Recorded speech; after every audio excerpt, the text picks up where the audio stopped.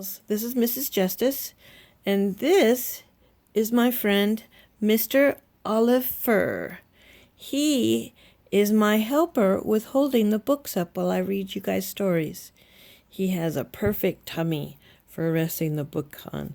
So he's my helper, and I am going to pause the camera because I need to get Mr. Oliver in the right spot so I can hold the book up while I read you a story. Hi again. Here's Mr. Oliver. Say hi. Hi. So he's got his tummy right there helping me hold the book up. The book I'm going to read today is one of the picture books for the older readers. And this is called Malala's Magic Pencil. And it is written by Malala herself.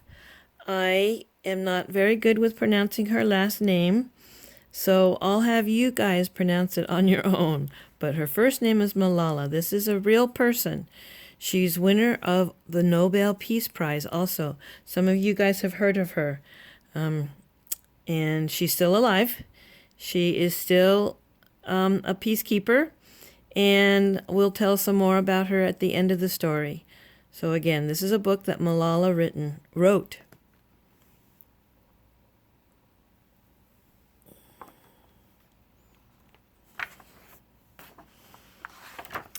And I have to show you this page because it is a beautiful page. Look at how it's so shiny. It's like it's brass or copper. It's a very pretty page. And this is throughout the book, if you guys will notice that. Malala's Magic Pencil by Malala Yousafzai. Do you believe in magic? When I was younger, I used to watch a TV show about a boy who had a magic pencil.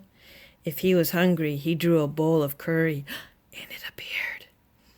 If he and his friends were in danger, he drew a police officer. The boy was a little hero, always protecting people who needed help. How I wanted a magic pencil too! If I had a magic pencil, I would use it too. Put a lock on my door so my brothers couldn't bother me. Stop time so I could sleep an extra hour every morning. Erase the smell of the trash dump near our house.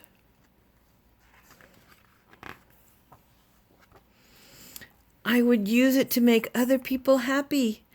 I would draw the most beautiful dresses in the world for my mother, the best buildings in the valley for my father, so he could open many schools where children would study for free. A proper ball, so my brothers and I no longer had to play with an old sock stuffed with rubbish. Every night before I went to bed, I wished for a magic pencil of my own. And every morning I would wake up and check my cupboard. But the magic pencil was never there.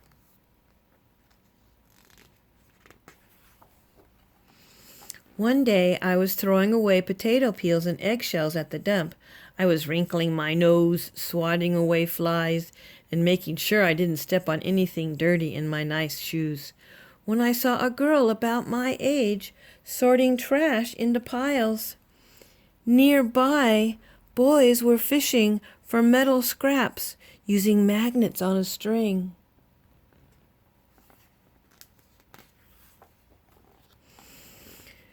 When my father returned home from work, I told him what I'd seen.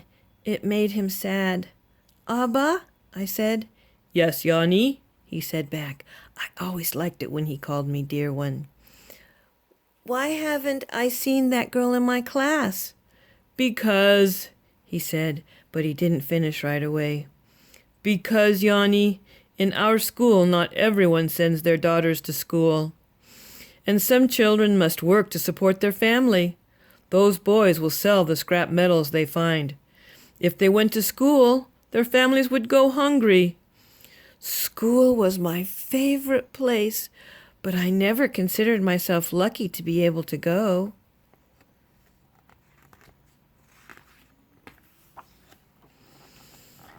My father had always said, "Malala will live free as a bird."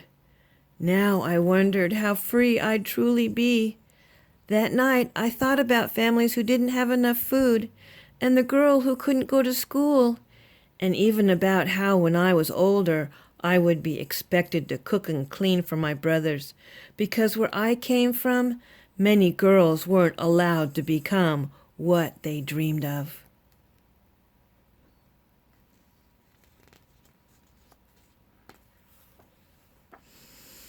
I knew then that if I had a magic pencil, I would use it to draw a better world, a peaceful world. First, I would erase war, poverty, and hunger. Then I would draw boys and girls together as equals.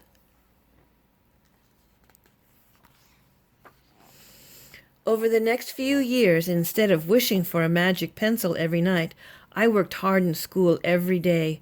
I wanted to be one of the top students in my class.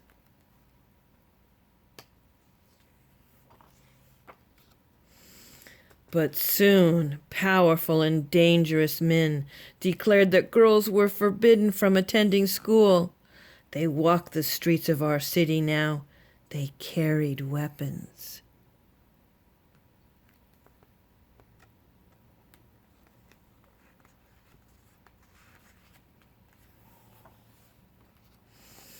One by one, girls stopped coming to school.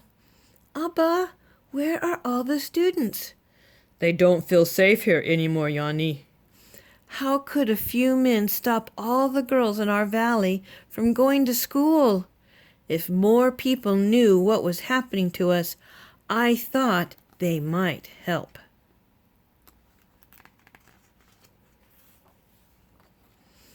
Wishing wasn't enough. Someone needed to speak out. Why not me? I wrote about what it felt like to be scared to walk to school and how some of my friends had moved away because of the threat they faced in our city. I wrote about how much I loved school and how proud I was of my uniform.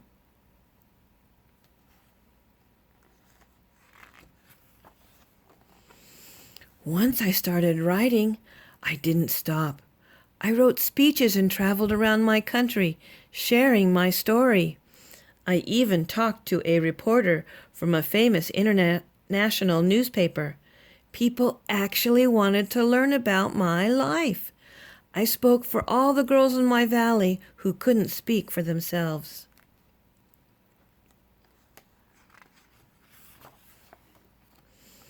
My voice became so powerful that the dangerous men tried to silence me, but they failed. If you remember, here she is. She's in a hospital gown.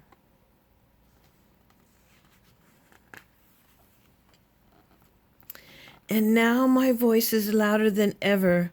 Louder because people have joined me, and together we make a chorus standing up for what we believe. We raise our voices for those in need, help people in danger even if they are an ocean away, and think of the world as a family. Malala was from Pakistan. And here this sign says, "Malala, you are the pride of Pakistan." And here this one says, "Education is a right." You are hope and inspiration for all of us, brave Malala. Education for all.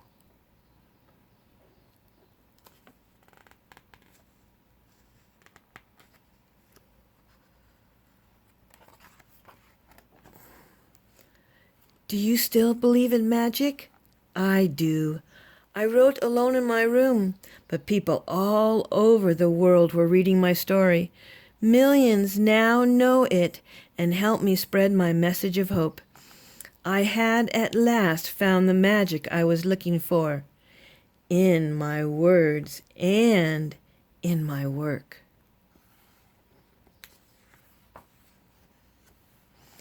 I am Malala. I've always wished I could make the world a more peaceful place, and every day I work to make my wish come true. One child, one teacher, one book, and one pen can change the world.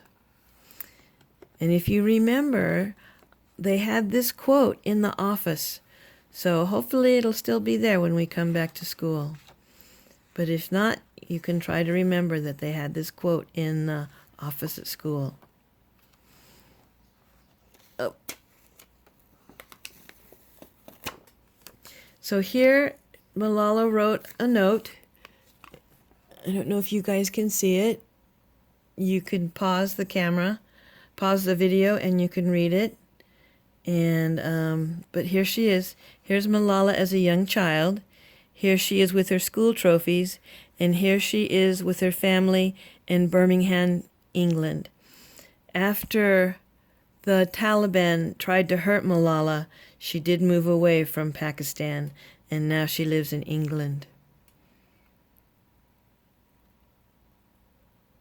So here's also about Malala.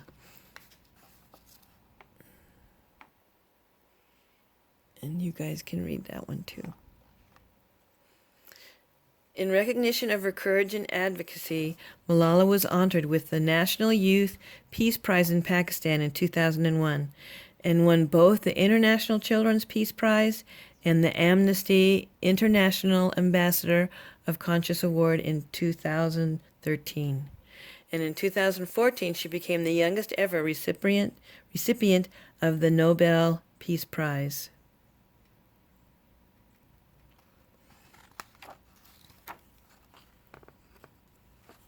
The end. Thank you, Mr. Oliver, for helping us.